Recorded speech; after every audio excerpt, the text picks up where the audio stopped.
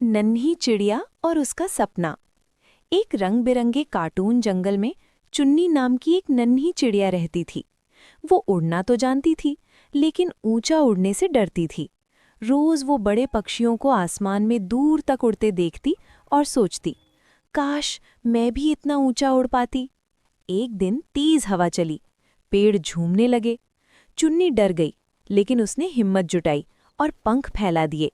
धीरे धीरे, फिर तेजी से चुन्नी आसमान में ऊपर उड़ गई। नीचे जंगल छोटा सा दिखने लगा। चुन्नी खुशी से चहक उठी। डर से आगे ही सपना होता है। सीख, हिम्मत करो तो छोटे पंख भी बड़े सपने पूरे कर सकते हैं।